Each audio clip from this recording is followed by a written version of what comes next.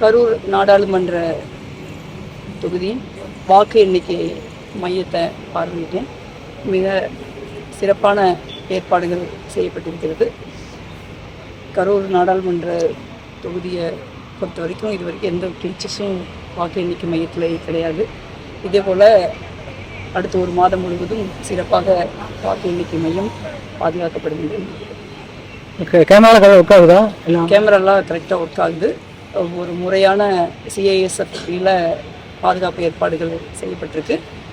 CCTV கேமராக்களை வச்சுருக்காங்க. அது முன்னாடி டிவி திரையிலையும் தெரியுது. ஏஜென்ட்ஸும் அமர்ந்து பார்ப்பதற்குரிய வசதி செய்யப்பட்டிருக்கு. அதனால் ஒரு முறையான ஏற்பாடுகளை செய்திருக்கிறது மாவட்ட நிர்வாகத்துக்கு என்னுடைய பாராட்டுகள். இது மற்ற ஊரில் டிஸ்ட்ரிக்ட்லாம் கேமரா சிசிடிவி எல்இடி மாதிரி வெளில வச்சுருக்காங்க, இங்கே வந்து உள்ளே வச்சுருக்காங்க. எப்படி இல்லை, ஏஜென்ட்ஸ் தானே பார்க்க முடியும். எங்கே வச்சாலுமே ஏஜென்ட்ஸ் தானே பார்க்க முடியும். அதனால் ஏஜென்ட்ஸ் ரெண்டுமே பொதுவான இடத்துல தான் இருக்குது.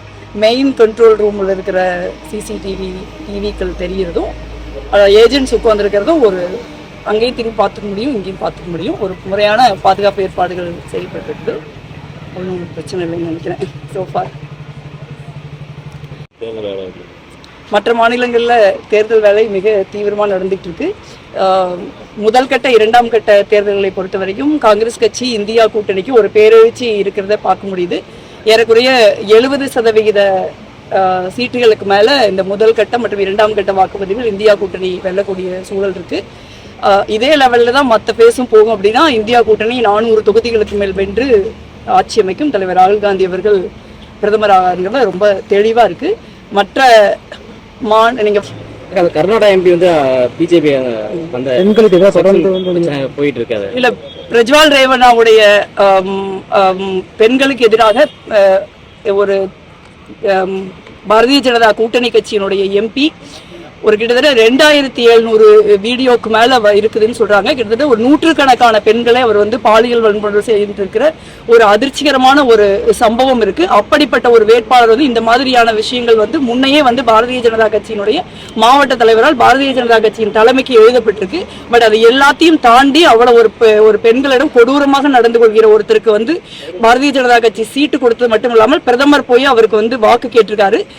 எல்லாத்த விட மோசம் வந்து அவ்வளவு ஒரு மோசமான பாலியல் வன்முறை செய்த ஒருத்தரை தப்பிக்கிறதுக்கு வந்து பாரதிய ஜனதா கட்சியும் பிரதமரும் நரேந்திர மோடி அவர்கள் அரசும் வந்து ஒரு உறுதுணையா இருந்திருக்காங்கிறது ரொம்ப தெளிவா இருக்கு.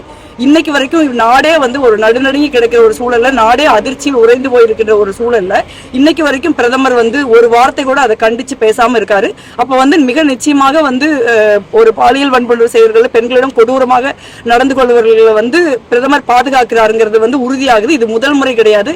குல்தீப் சிங் செங்கார் வந்து பாரதிய ஜனதா கட்சியுடைய எம்எல்ஏ, அவர் வந்து ஒரு சிறுமியை வந்து தொடர்ச்சியாக பாலியல் வன்முறை செய்த வழக்கில் உச்சநீதிமன்றம் தலையிட்டு நடவடிக்கை எடுக்க சொல்லி கேட்கிற வரைக்கும் குல்தீப் சிங் செங்காரை வந்து பாரதிய ஜனதா கட்சி பாதுகாத்தது.